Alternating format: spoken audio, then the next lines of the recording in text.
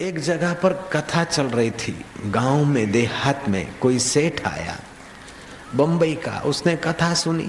जहां कथा होती थी वहां पैदल चल के आना पड़ता था सेठ को, अपने निवास से जहां ठहरा था।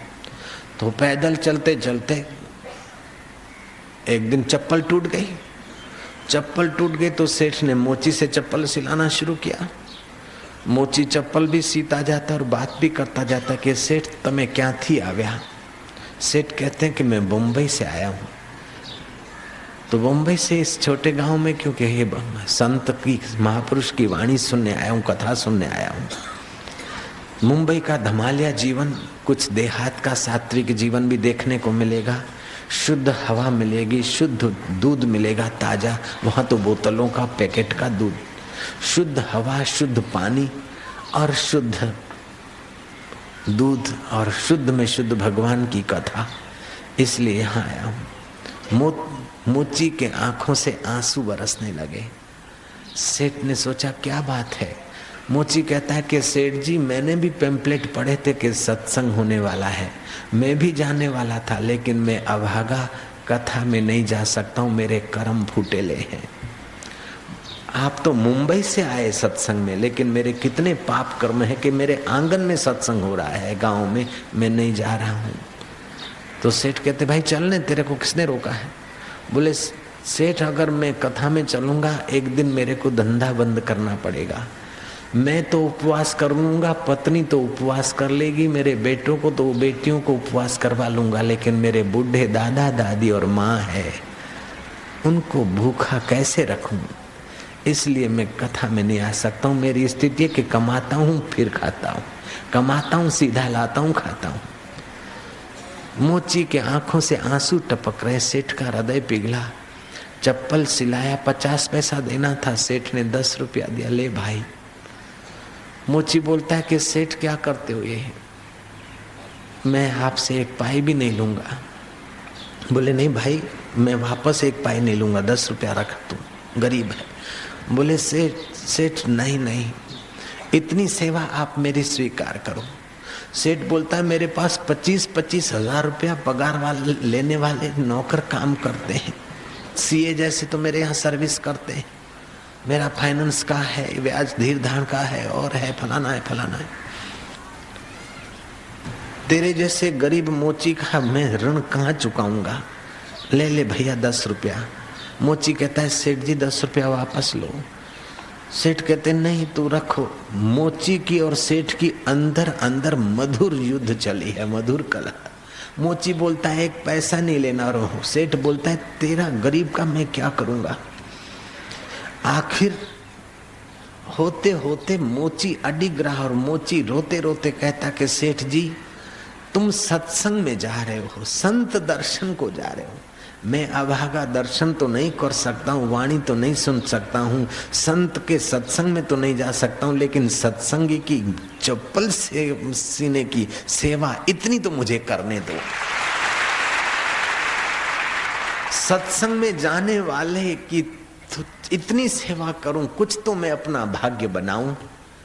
मैं सत्संग में नहीं बैठ सकता, मैं सत्संग में नहीं जा सकता, तो कम से कम संत दर्शन और हरि कथा सुनने को जो जाते हैं उनकी फटी चप्पल सीकर भी मैं थोड़ा अपना भाग्य से लूं। सेठ मुझे अवसर दो, मेहरबानी करो, इतनी सेवा मुझे दे दो।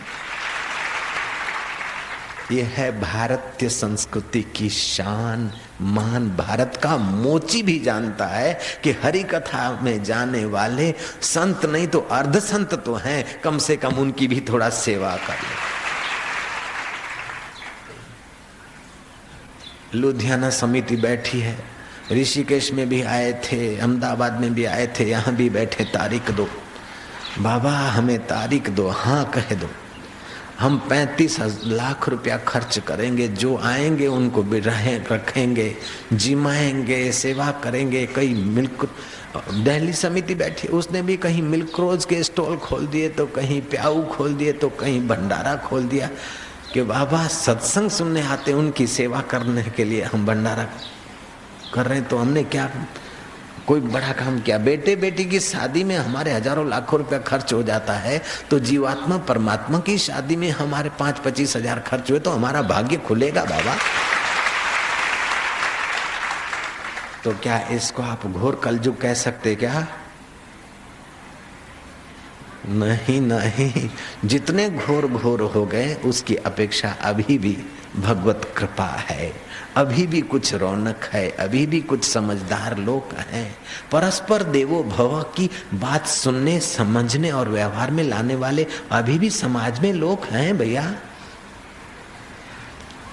तो ये भगवान का अंतर्यामी अवतार आपके चित्त में हो जाए, भगवान का प्रेरक अवतार आपके चित्त में हो जाए। भगवान का निर्गुण निराकार स्वरूप तो सर्वत्र व्यापक है, और निर्गुण निराकार के ज्ञान से तो मुक्ति होगी, लेकिन सगुण की कथा से आपके सद्गुण और अंतःकरण का आनंद छलकेगा। रोहिणी नक्षत्र कैसा पवित्र सुहावना नक्षत्र होगा। महाराज वो भगवान का प्रेरणा अवतार वसुदेव देव की पापी कंस ने कैद कर रखे। 10वां स्कंद में कंस की व्याख्या आती है, हिंसक एव कंस उच्यते, जो वाणी से दूसरे को सताए, हिंसा करे, जो कर्म से दूसरे की हिंसा करे, जो अपना अहम मारू धारू थाए, बस मैं बोला मैं चाहता बस वही हो, ऐसी जो अक्कड़ पक्कड़ है, दूसरे का दुख मुसीबत किसी विचार में नहीं, लेकिन हमने जो ठान ली वो करके ही रहे, इस प्रकार का जब अहम जोर पकड़ लेता है। हिंसक एव कंसम उच्चते, वो कंस की 2 पत्नी भी बताई है, एक का नाम है अस्थि और दूसरी का नाम है प्राप्ति। समझ लेना, वृत्ति पत्नी मनो वो वृत्ति कंस की, अहंकार की वृत्ति क्या है, इतना तो है इतना और चाहिए, इतना तो है इतना और करूंगा, इतनों को तो ठीक किया इतनों को और ठीक करूंगा। इस प्रकार का अहम जब जोर पकड़ जाता है, और ऐसे अहम जोर पकड़े राजे महाराजे बढ़ जाते हैं समाज में, तो समाज बेचारा त्राहिमाम पुकारता है। तो जो अहम के प्रभाव में समाज शोषित होने लगता है, तो फिर कृष्ण अवतरित होते हैं। श्री कृष्ण अवतरित हों, इसलिए नारद जी ने भी बड़ा काम किया, वसुदेव देवकी ने भी बड़ा सहयोग दिया, तपस्या किया भगवान हमारे यहाँ अवतरित हो। कंस को बताया कि तेरे यहाँ जो जिसको तुम ली बहन बनाकर विवाह कराकर बने मानकर जिनको विदा दे रहे हो, उसी के कुख से जो 8वां बालक होगा वो तुम्हारा शत्रु होगा। कंस को, अहंकार को कदम कदम पर भय होता है, कदम कदम पर अस्थि और प्राप्ति को मेरा जो है और मिलेगा उसको संभालने के लिए न जाने क्या क्या डिसीजन लेता है। वसुदेव देवकी को छोड़ने जा रहा है, सुना तो निकाली तलवार, देवकी को मारने जा रहा है। वसुदेव ने समझाया, देवकी तो तेरी शत्रु है, देवकी का 8वां बालक तेरा शत्रु होगा, वो हम तुझे ही दे देंगे भैया, बहन को क्यों मारे। समझाया, कैद कर दिया बहन को, बनेवी को। अहंकार ये नहीं देखता है कि लोग को क्या कहेंगे अथवा कर्म कितने कठिन हो जाएंगे, लेकिन अहंकार अस्थि प्राप्ति के चक्कर में और गहरा, जैसे हाथी कादों में घिरता जाता है, ऐसे अहंकार विशिष्ट व्यक्ति न जाने क्या क्या करके अपने को और अपने समाज को या अपने कुटुंब को या अपने इर्द गिर्द वालों को परेशान कर देता है। उस परेशानी से ऐसे कंस जैसे धरती पर राजा बढ़ गए, पृथ्वी गौ का रूप धारण करके गई और भगवान को प्रार्थना की। इस प्रकार की कथाएं तुमने सुनी होगी। भगवान अवतरित होते हैं।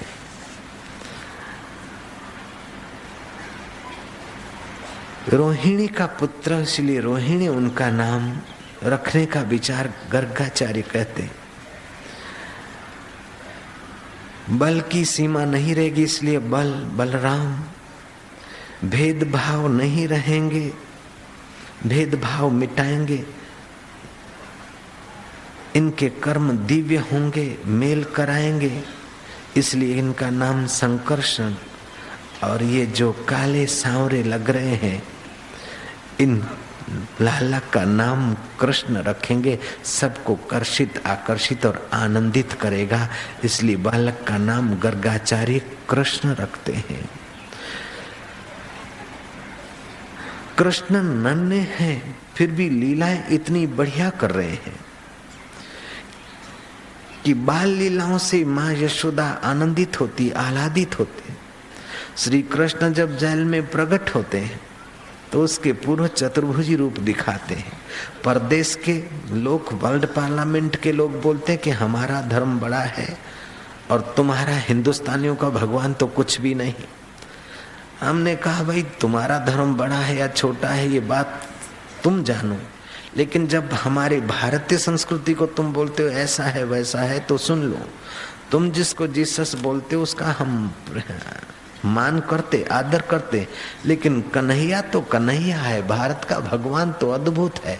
जीसस जन्मे, 17 साल भारत में आए, योग सीखे, महापुरुष हुए, रोम में आए, रोम सजाया गया। बाद में लोगों ने उनको माना भी और विरोध हुआ, क्रॉस पे भी चढ़ा दिया। बाद में 400 साल के बाद बाइबल लिखा गया। लेकिन हमारा कृष्ण तो आने के पहले माँ बाप को चतुर्भुजी रूप में दर्शन देता है, आदि नारायण साक्षी। और देव की स्तुति करती है कि भगवान ताम आप अव्यक्त हो, आप परात पर हो, चतुष्ट अंतःकरण के प्रेरक हो, इसलिए चतुर्भुजी नारायण हो। वाणी वैखरी मध्यमा पश्चंती और पराह के उद्गाम स्थान हो, इसलिए आप चतुर्भुजी हो। लेकिन नाथ ये चतुर्भुजी रूप लेकर यहाँ खड़े रहोगे तो अभी आएंगे जेल के लोग, परेशानी पैदा हो जाएगी। आप मुझे पुत्र रूप में मिलने वाले थे, नन्हे हो जाओ नाथ, बाल गोपाल हो जाओ। ये तो प्रागट्य का श्री गणेश हो रहा है। जन्म कर्म च में दिव्यम, जन्म कर्म च मैं दिव्यम, मेरे जन्म दिव्य है। साधारण जन्म नहीं है, ये दिव्य जन्म है भगवान का। तो ये कृष्ण अवतार की आरंभ से ही विशेषता है।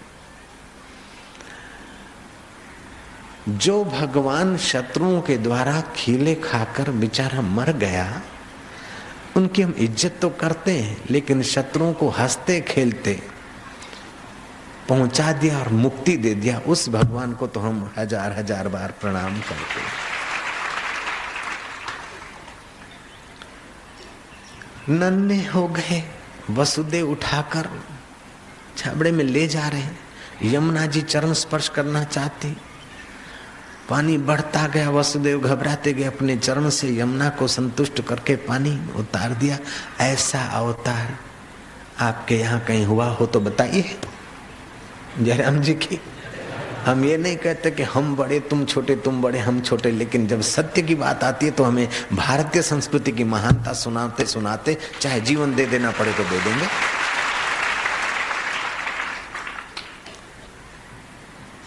महाराज फिर तो वो लोग मानेंगे, प्रणाम भी करेंगे। सत्य तो सत्य ही होता है, और निस्वार्थ सत्य बोलना और मधुर सत्य बोलना तो पराये को भी अपना बना लेता है। महाराज गोकुल में गए हैं नंद बाबा कृष्ण को लेकर। जब कृष्ण आए हैं, भगवान आए हैं तो बंधन खुल गए। अब देखना यहाँ तत्वज्ञान, दर्शन शास्त्र दिखेगा कदम कदम पर। भगवान अवतरित हुए हैं तो वसुदेव के बंधन खुल गए और वो भगवान को लेकर जाता है गोकुल में। गो माना इंद्रियां, इंद्रियों के कुल में।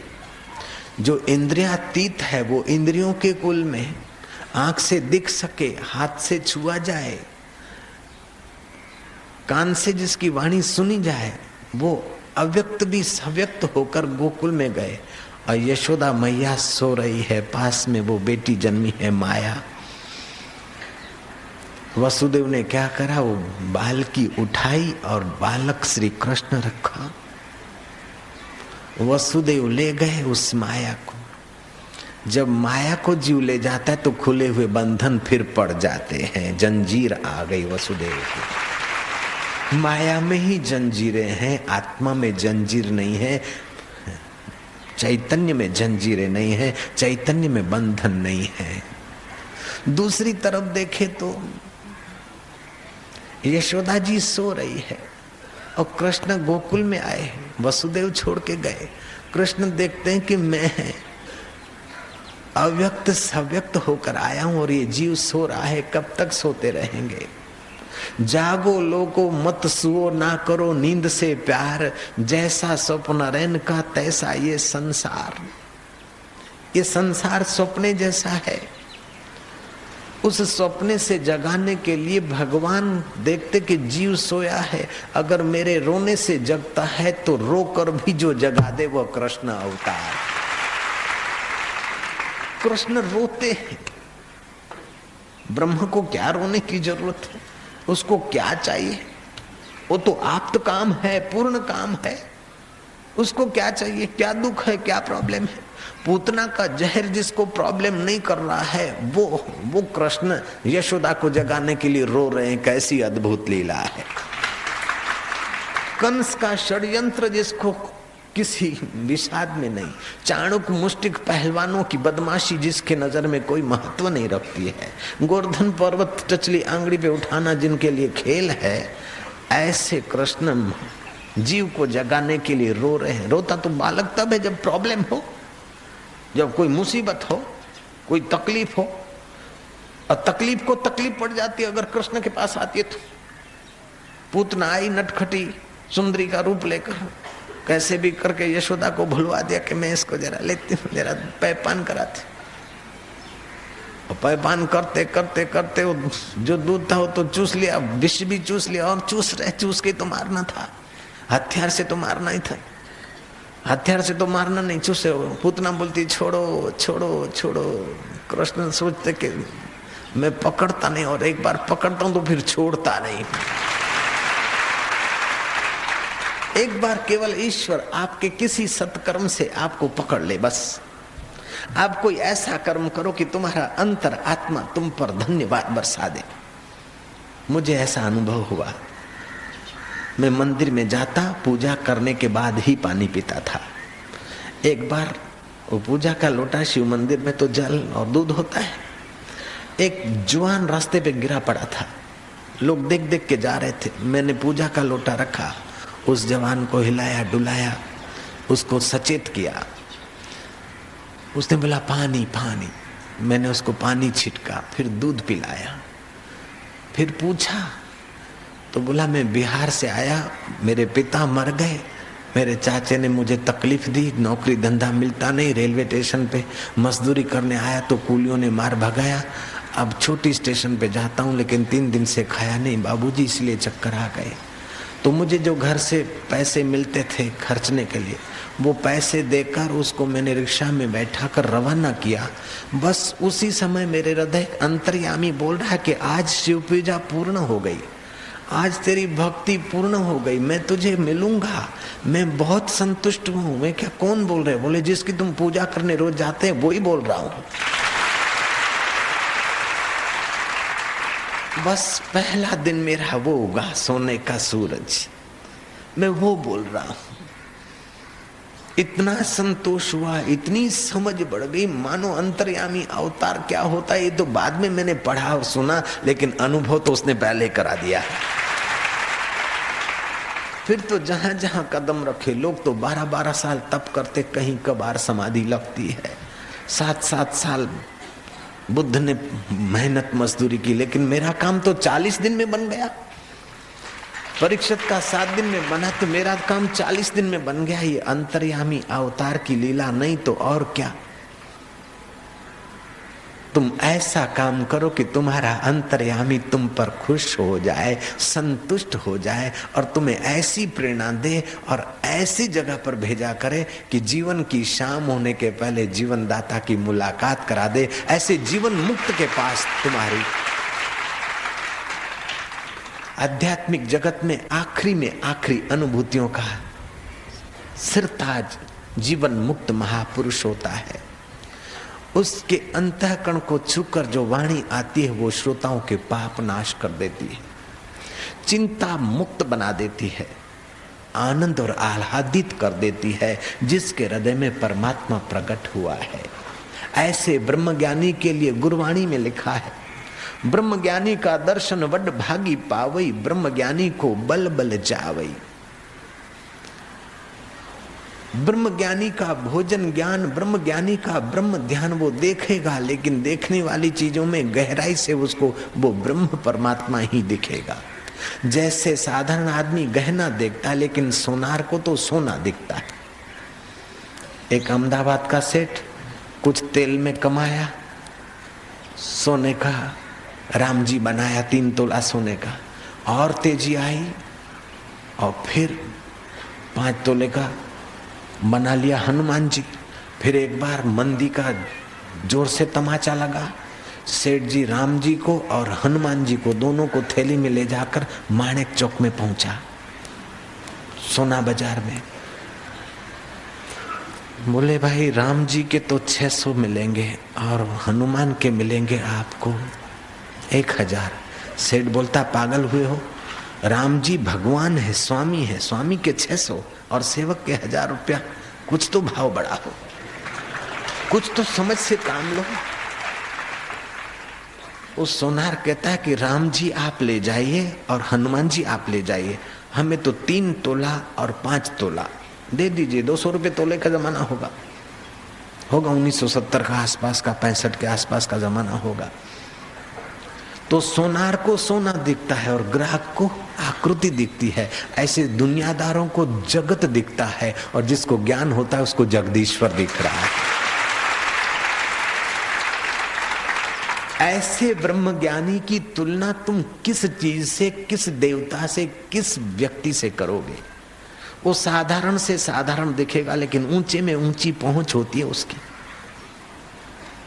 वो साधारण से साधारण दिखेगा लेकिन ईश्वर के साथ उसकी तार 24 घंटा जुड़ी रहती है।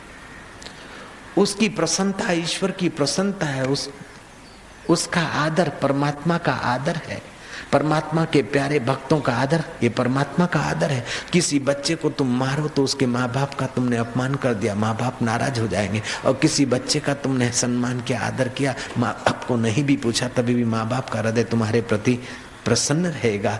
ऐसे ज्ञानी ईश्वर का चलता फिरता स्वरूप अंतर्यामी और परमात्मा जिनके अंतःकरण में प्रकट हुए, सौराष्ट्र में गाते लोग, साचा संतोने वंदन प्रेम थी रे।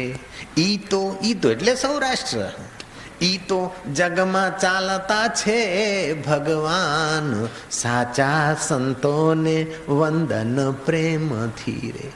तो जिस परमात्मा को परात पर ब्रह्म को जानने के लिए ऋषि तप करते हैं, जोग जतन करते हैं, वो अगर रिझ जाता है तो तुम्हें अंतर प्रेरणा देकर ऐसी जगह पे पहुंचा देता है कि हंसते हंसते उसके स्वरूप का साक्षात्कार करा दे। जैसे परीक्षित को प्रेरणा मिल गई, सर्पदंश होगा, तक्षक काटेगा, श्राप मिला है, मौत सामने दिख रही है, श्राप देने वाले पर क्रूरता नहीं कर रहे, बदला नहीं लेना चाहते, लेकिन मौत आकर मार ले उसके पहले अमरता का अमृत पिलाने वाले महापुरुष को खोजने के लिए परीक्षित निकले और ऊंचा सोने का सिंहासन बनवाया। और जो मुझे आत्मज्ञान का, कृष्ण प्रसाद का अमृत दे दे, ऐसे कोई महापुरुष मिल जाए। उसके शुभ संकल्प से समाधि में बैठे हुए शुकदेव जी महाराज चलते आए हैं।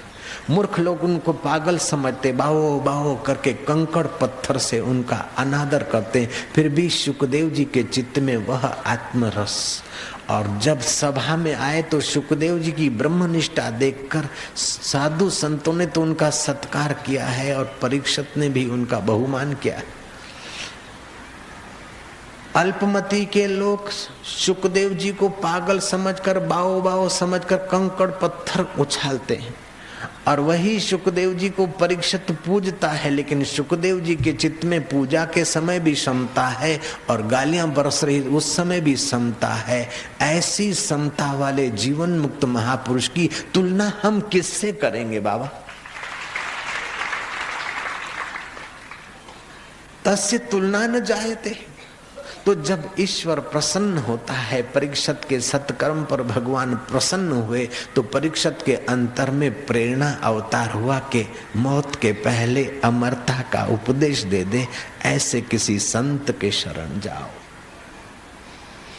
और संत के शरण बैठे परीक्षित और श्रवण करते करते 7वें दिन परीक्षित को पूर्ण तत्व का ज्ञान हो गया। भागवत की कथा सुनते सुनते 5वें दिन सुखदेव जी महाराज ने परीक्षित पर संप्रेक्षण शक्ति, शांभवी दीक्षा, अपना शुभ संकल्प आशीर्वाद बरसाया दृष्टि से।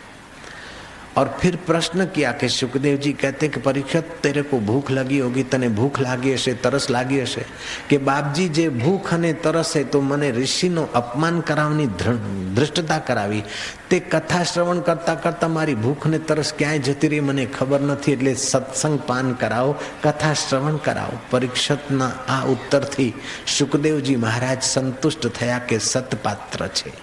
2 દિવસ બીજી કથા ચાલીને 7મે દિવસ પરીક્ષિતના માથે સુખદેવજી જબરદસ્ત પધરાવી સ્પર્શ દીક્ષા આપી અને કહ્યું કે આ જે રાજા મહારાજાઓની વાર્તાઓ કહી એ તારા ચિત્તરૂપી પક્ષીને જાળમાં બેસાડવા માટે, બાકી તો તારો આત્મા એ મુક્ત ચૈતન્ય છે। તક્ષકનું શરીર એ પણ માયાનું ને તારું શરીર પણ માયાનું, માયા માયામાં જન્મે અને મરે। તું આત્મા અમર કૃષ્ણનો સનાતન સત્ય સ્વરૂપ છે, તું અમર આત્મા છે।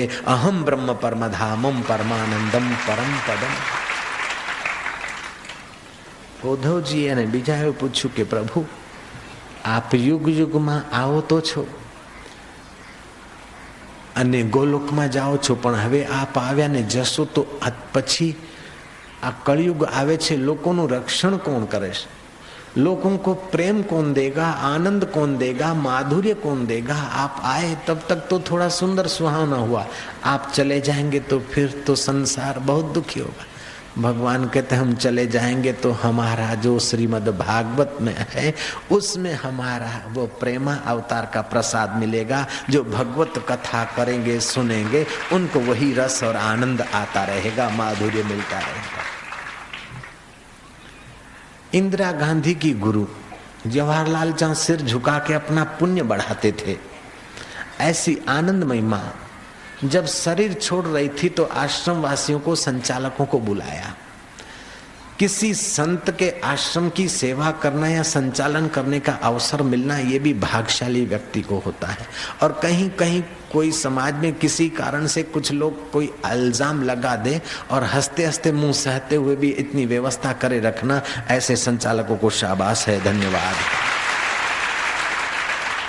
इल्जाम लगाने वालों ने इल्जाम लगाए लाख, मगर तेरी सौगात समझ के हम सिर पे उठाए जाते। संत तो संत है, लेकिन संत की सेवा करने वाले भी अर्ध संत या कुछ तो सद्गुण तो हो ही जाते उनमें, सहन शक्ति, धैर्य आदि। नहीं तो आपने शू, आपने तो रुपयो મળવાનો तो नहीं, આપણે કથા સાંભળીને ખંખેરીને જતા રહી તો વાંઢો શું? ના ના, બધા આવા સ્વાર્થી થશે તો આ દેવી કાર્ય કોણ ઉપાડશે? ऐसे तो हनुमान भी कह देते कि अपना क्या, राम जी की पत्नी गई है, हम तो बाल ब्रह्मचारी, किसी की पत्नी गई उसमें मुझ ब्रह्मचारी को क्या, हम तो बैठे बैठे सीताराम सीताराम करेंगे। नहीं, राम काज बिन कहाँ विश्रामा। जैसे हनुमान कहते थे राम काज मुझ कहाँ विश्रामा, ऐसे ये हरि कथा, ये राम के काज में लगे हुए लोगों को कभी भी पलायनवादी होने का विचार तक नहीं आता है। ये भगवान की कृपा नहीं तो क्या, अंतर्यामी अवतार का चमत्कार नहीं तो क्या। श्री कृष्ण का जन्म कर्म दिव्य है। हम क्या क्या कौन से पहलू से कौन से किनारे से चले। कूदाकूद करता हूं जैसे ही कृष्ण। આખું વર્ણન તો થઈ શકે નહીં, ભાગવતે વર્ણવી શકાય નહીં, ગીતાએ વર્ણવી શકાય નહીં ને અવતાર થયો એ બધું વર્ણન થઈ શકે નહીં અત્યારે તો। हेडिंग जरा कहीं कहीं की हेडिंग पढ़ लेते हैं, अखबार में होता है ना हेडिंग कहीं फास्ट। आज तो किसी ने बताया कि रेलवे का एक्सीडेंट हो गया और ऐसा कुछ छापे में बहुत आया है, चित्र दिखाया दूर से, मेरे पास टाइम नहीं था, मैं पढ़ता भी नहीं ज्यादा। तो मुझे कमलापति त्रिपाठी की बात याद आई। पार्लियामेंट में उससे सवाल पूछा गया, रेल मंत्री थे कमलापति त्रिपाठी, कि ये एक्सीडेंट क्यों हुआ। बोले अयोग्य व्यक्तियों को ऊंची पोस्ट पे रखा, लापरवाह व्यक्तियों को मोटी पोस्ट दे दिया, इसीलिए एक्सीडेंट होते।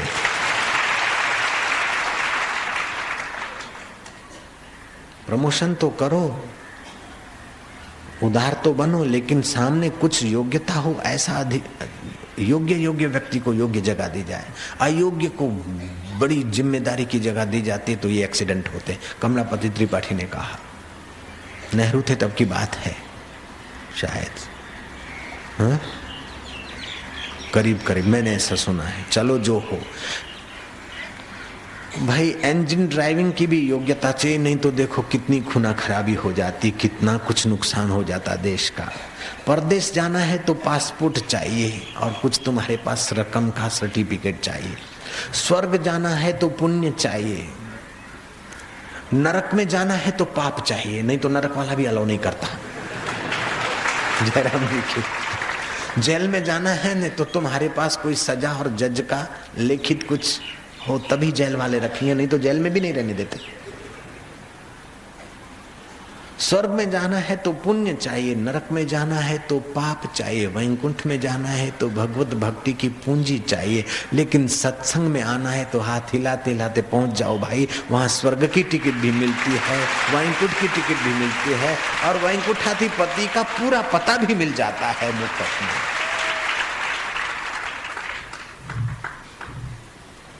नारायण हरि नारायण हरि नारायण। कृष्ण ने यशोदा को जगाया, यशोदा जी जागी, कुछ दिन बाल लीला की बातें बता, कुछ थोड़ी बता रहे। कृष्ण नन्हे मुन्ने जब बोलने को हुए तो क्या बोलते हैं, कभी कभी खेलने को हुए तो दौड़ के उठे और यशोदा मैया गोपियों से बात कर रही, गोपियां उस गोविंद को देखने को आई। कृष्ण उठ के आए और यशोदा के पीछे आकर यशोदा के आंखों पर अपने नन्हे नन्हे हाथ की पट्टी बांध दी। यशोदा का प्यार उमड़ा, है मेरा लाला लाला। यशोदा की चोटी पकड़ के खींचने लगे, नन्हा बच्चा, और वो भी कृष्ण जब चोटला खींचता हो, माताओं को पता है अपना मुन्ना चोटली खींचे तो कितना मजा आता है। जैसे ही कृष्ण चोटी, अरे लाला छोड़ छोड़, इतने में कृष्ण की नजर आसमान पर गई, यशोदा को छोड़ दिया, चोटली को छोड़ दिया। ला दे ला दे ला दे, क्या ला दूं, ला दे ना। गोपियां कहती है लाला क्या ला दे, मेरे बाप तू जो चाहे वो ला दे। क्या मक्खन खाएगा, बोले तो क्या दूध पिएगा, तो क्या गुलाब जामुन ला दूं, छी, तो क्या मिश्री खाएगा, बोले तो क्या मेवा मिठाई ला दे, बोले ला देना। गोपियां कहती क्या ला दे, बोले ला देना। बोले क्या ला दे, तू ला देना। अरे लेकिन क्या ला दे, कि ओ मना आकाश का चांद ला दे। गोपियां कहती मेरे बाप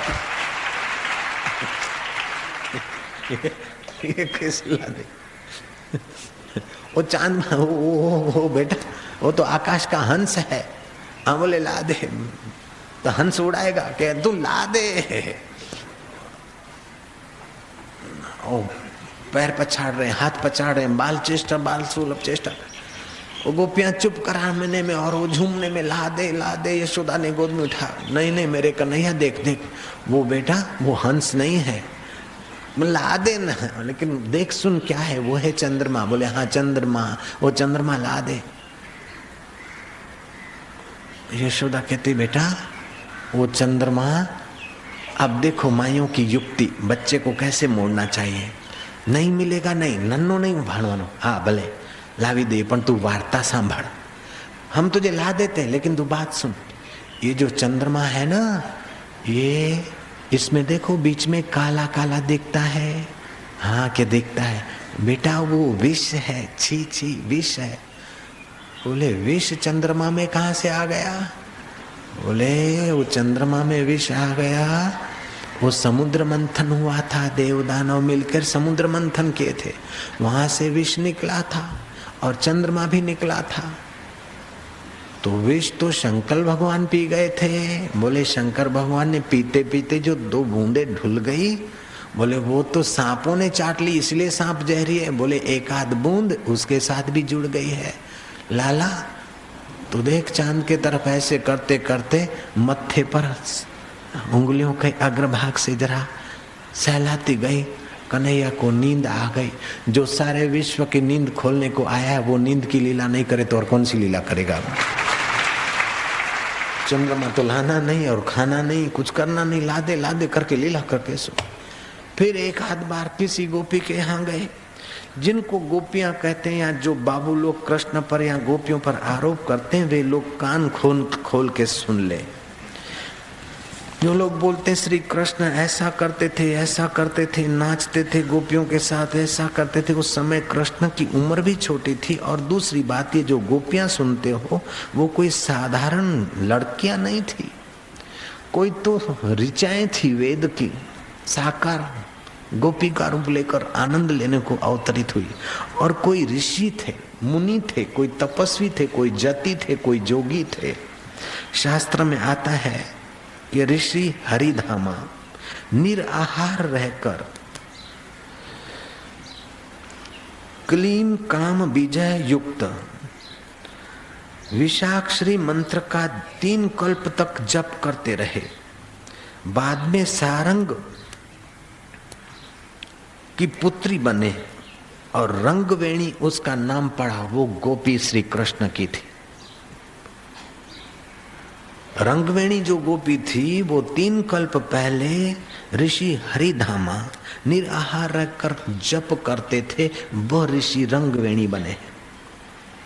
तो इतनी तपस्या के बाद जो आया है वो कोई साधारण जीव नहीं है, वो कोई साधारण गोपी नहीं है। जाबाली ऋषि विचरते विचरते बावली के किनारे आए, ब्रह्म विद्या से दीक्षित हुए, एक पैर से खड़ा रहकर तपस्या किया। और वो उन कल्पों के बाद प्रचंग के पुत्र चित्रगंधा नाम की वो गोपी हुए हैं। जो चित्रगंधा है वो अगले कल्प में जाबाली ऋषि थे। अब ऐसे पवित्र पवित्र आत्मा गोपियों का रूप लेकर आए हैं और वो साकार ब्रह्म की नटखटी लीला नहीं देखें तो और क्या देखें। ऐसे कई ऋषियों का नाम आता है, यहाँ सबका वर्णन करें तो समय लग जाएगा। कुल मिलाकर इतना समझना है कि सब पुण्य आत्मा, देव आत्मा और ऋचाएं अथवा अगले जन्म के कोई तपस्वी है तो कोई जति है तो कोई जोगी है तो कोई कुछ है, ये लोग आए।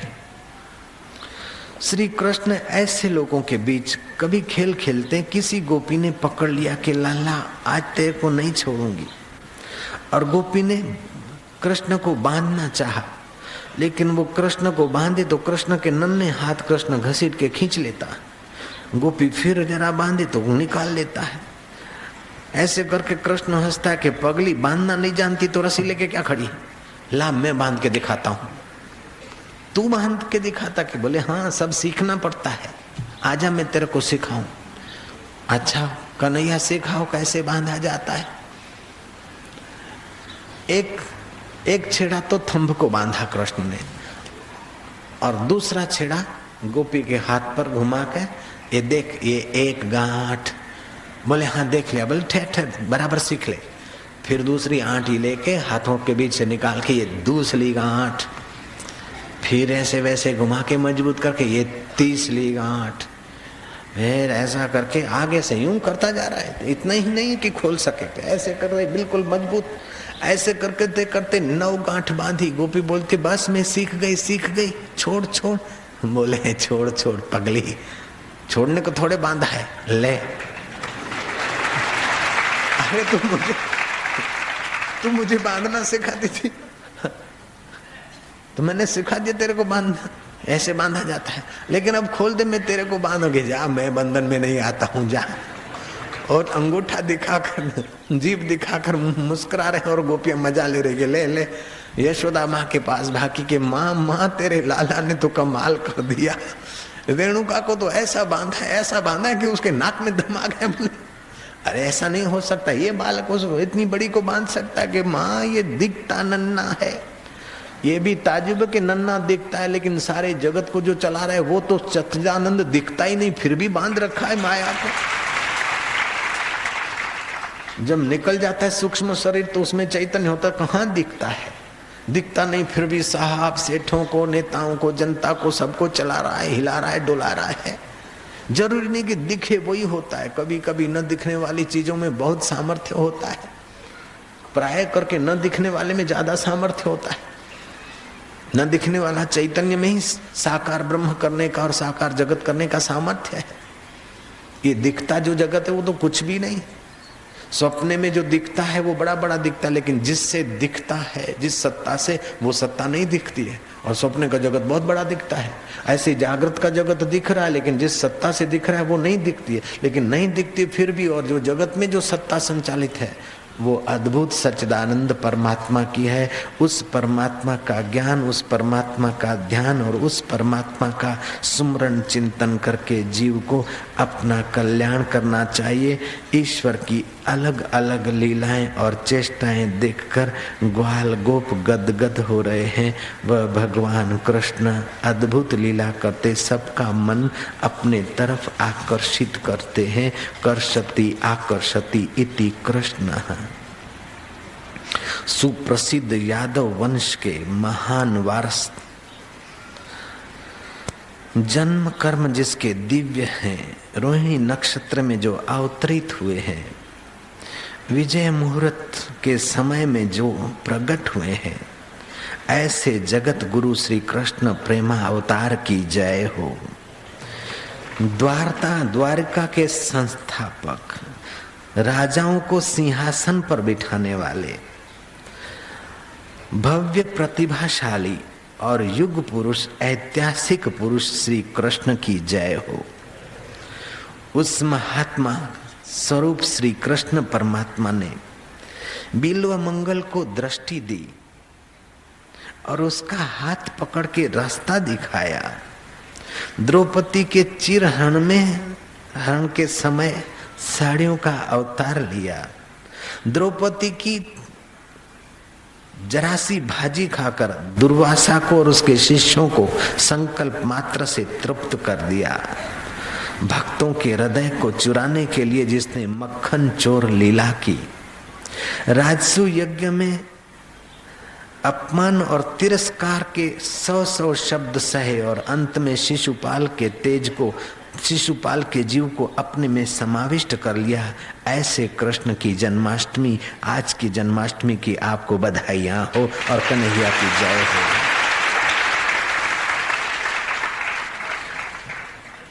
जहर लेके आने वाली पूतना, हथियार से नहीं, कपट से नहीं, प्रेम से चूस चूस के पूतना को वो पद दिया जो माँ यशोदा को देने वाले ऐसे समत्व योगी की जय हो।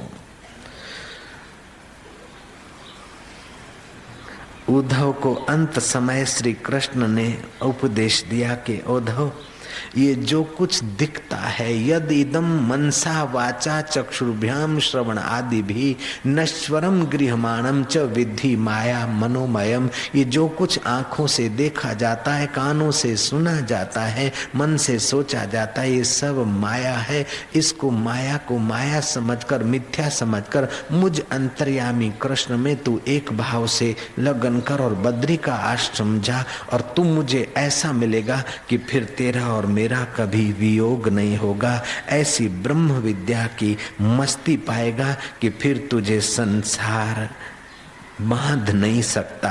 संसरती थी संसार, जो सरकता जाए उसे संसार कहते हैं। और सरकने वाले को सच्चा समझकर जीव बार बार सरकता है, जन्मता मरता है। जो असरक आत्मा को संभाल लेता है, जान लेता है, हे उद्धव, वो मुझ रूप हो जाता है। ऐसे परमात्मा श्री कृष्ण की जय हो। धृतराष्ट्र की राजसभा में आत्मा को उत्साह आ जाए, जीवों को, राजाओं को महान धर्म और ज्ञान नीति का उपदेश ऐसा श्री कृष्ण ने दिया कि दुर्योधन और दुर्योधन के समर्थक लोग भी श्री कृष्ण को प्रणाम करने लग गए। ऐसे उपदेशक को प्रणाम हो। भगवत दर्शन के बाद, साकार दर्शन के बाद निराकार तत्व के ज्ञान की जरूरत है। ऐसा निराकार तत्व का ज्ञान युद्ध के मैदान में जिसने गीता के रूप से गाया है, ऐसे कृष्ण की जय जयकार हो। वंदे कृष्णम जगत गुरु। उस कृष्ण को प्रणाम है। उस कृष्ण का सुमरण करने से भी चित्त पावन हो जाता है। कृष्ण कहते यदा यदा ही धर्मस्य ग्लानिर्भवति भारतः अभ्युत्थानं धर्मस्य तदात्मनं सृजामि अहम्। हे भरतवंशी अर्जुन, जब जब धर्म की हानि और अधर्म की वृद्धि होती है, तब तब ही मैं अपने आप को प्रकट करता हूँ। जब जब धर्म की हानि होती है, अधर्म की वृद्धि होती है, तो मैं अपने को प्रकट करता हूँ। युग की मर्यादा से अभी भगवान इस समय प्रकट नहीं हो रहे हैं, फिर भी भगवान के नित्य अवतार संत के हृदय में भगवत तत्व का प्रागट्य तो हमको मिल ही रहा है। नित्य अवतार, नैमित्तिक अवतार, अंतर्यामी अवतार, प्रेरणा अवतार। नैमित्तिक अवतार भले अभी न हो, लेकिन तुम्हारा प्रेरणा अवतार तो मेरे साधकों के हृदय में होता रहता है। तुम्हारा अंतर्यामी अवतार तो सबके हृदय में है। तुम्हारा साक्षी अवतार तो सबके हृदय में है। जो भी कुछ कर्म करते, साथ साथ गुफा में बैठकर समाधि करो, कोई न देखे, कोई कुछ का कुछ बकता रहे, फिर भी तुम समाधि करते हो, तो तुम्हारा साक्षी अंतर्यामी अवतार वो तुम्हारी योग्यता विकसित कर लेता है। साथ साथ भंवरों के बीच छुपकर तुम दारू, शराब या कुकर्म करते हो, कोई नहीं देखता, फिर भी वो साक्षी अवतार तुम्हारे अंतर में देख रहा है, वो तो अभी भी मौजूद है। कीड़ी के पग नेवर वाजे, सो भी साहेब सुनत है। एक आदमी आके बोले, बापू मैं सचमुच कभी मैंने दारू नहीं पिया, लोग बोलते हैं कि छुप के दारू पीता है, बापू मेरे पर लांछन लगता है। मैंने क्या, पागल कहीं के, इतने में रोता है, घबराता है कि बापू एना करता मरी जाऊ सारू, खोटा आक्षेप होता है, ना करता तो मरी जाऊ सारू। हमने कुछ भी नहीं किया, बीड़ी भी नहीं पी, दारू भी नहीं पिया, ये भी नहीं किया, मेरे पर आक्षेप लग गया, ये दारू पीता है, ये बीड़ी पीता है, ये फलाना करता है। मैं क्या भैया, तो बहुत साधारण है। अच्छे अच्छे सेवक जो सेवा करते हैं उन पर भी आरोप आ जाता है कि जमीन दबाते हैं। एक सुई की नोक पर रहे, इतनी भी जमीन नहीं दबाई बेचारों ने। जयराम जी की वो हंसते हंसते सुन रहे, तो तू क्यों नहीं ये करता है। अरे भगवान कृष्ण पर भी आरोप लगे थे। चौथ का चांद देखा था श्री कृष्ण ने, और कृष्ण पर आरोप लगा उस वर्ष में, स्वांतिक मणि कृष्ण ने चुराया है। और आरोप ने तो इतना जोर पकड़ा, इतना जोर पकड़ा कि महाराज स्वयं कृष्ण के निकट के लोग भी कृष्ण में शंका करने लग गए। और तो क्या, बलराम भी कृष्ण से रूठने लगे कि तुमने नहीं चुराई तो और कौन चुरा सकता है। ले मारो वालो, जबरन पकड़ो। आखिर कृष्ण को बहुत सारा जूझना पड़ा, और वो कलंक उतारने के लिए क्या क्या हुआ, भागवत में लंबी कथा है। मणि लादी जिसने चुराई थी उनको पकड़ा कृष्ण। घाटवाला बाबा ने मने पूछू कि भादरवा सुद चौथनो चंद्रमा જોવાથી માણસને કલંક લાગે છે, એ વાત તમને કેવી લાગે છે? મેં કીધું શાસ્ત્રમાં લખ્યું છે એટલે સાચી તો હશે કે તમે અનુભવ કર્યો છે। मैं क्या, मैं तो अनुभव नहीं किया। तुमने कभी चौथ का चंद्रमा देखा है? मैं क्या, मेरे स्मरण में नहीं आया कि चौथ का चंद्रमा देखा कि नहीं देखा। तो घाट वाला बोलता कि मैंने देखा, 1 साल देखा जानबूझ के, भादरवा सुद चौथ का चंद्रमा देखूं क्या होता है। मैं क्या, फिर क्या हुआ? बोले कुछ भी नहीं। मैं क्या, शास्त्र में लिखा है कि कृष्ण ने चौथ का चंद्रमा देखा तो उस पर भी कलंक लगा। वो गणेश चतुर्थी को गणेश जी को ऐसा देखकर चंद्रमा हंस पड़े तो चंद्रमा को श्राप देते हुए गणपति ने कहा कि तुम मेरी हंसी उड़ाता है, मेरे को ऐसा वैसा बोलता है, जा आज के दिन कोई तेरा दर्शन करेगा तो उसको भी कलंक लगेगा। और तब से कलंक लगता है, अभी भी उसकी सच्चाई तुम देख सकते हो। अगर शास्त्र सच्चे हैं कि झूठे, ऐसी किसी को भ्रांति हो तो भादरवा सुद चौथ का चांद देख लो, फिर देखो वर्ष में क्या होता है। आजमाया हुआ नुस्खा है भांजे, आजमाया हुआ, देखा हुआ, अनुभव किया हुआ नुस्खा है, बिल्कुल गारंटेड है।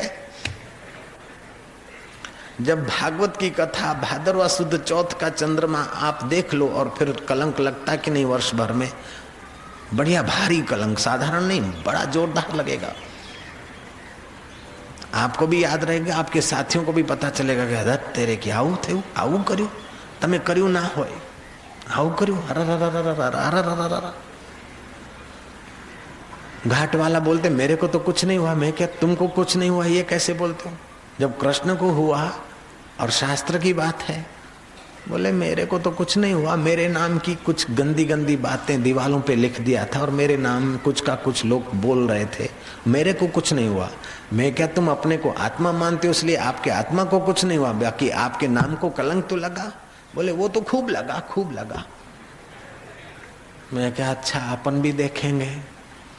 तो एक बार पहले भी हमने देखा और इस बार हम यूरोप थे, भादरवा सुद चौथ को कहीं सत्संग करने जा रहे थे, पश्चिम के तरफ ड्राइविंग कर रही थी गाड़ी, बराबर चांद देखते रहे, भरपेट देखते रहे।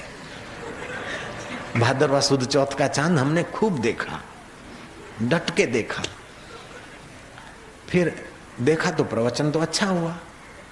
फिर इंडिया में आए, संत सम्मेलन की पूर्णाहुति वृंदावन में मेरे हाथ से, वो भी अच्छा गया, आगरे का प्रोग्राम भी अच्छा गया, कहीं कलंक नहीं। और फिर इधर उधर यहाँ की शिविर बिबिर हुई, सब बढ़िया आए। भोपाल का प्रोग्राम, ये वर्ष भर के धमाधम प्रोग्राम हुए। मैं सोचा ये क्या हुआ, भादरवा सुद चौथ का चांद भूल गया क्या काम? ऐसे करते करते करते मैं क्या चेटी चंद में कुछ होगा, चलो तो चेटी चंद भी बड़ा आनंद से जय जयकार से बीत गया।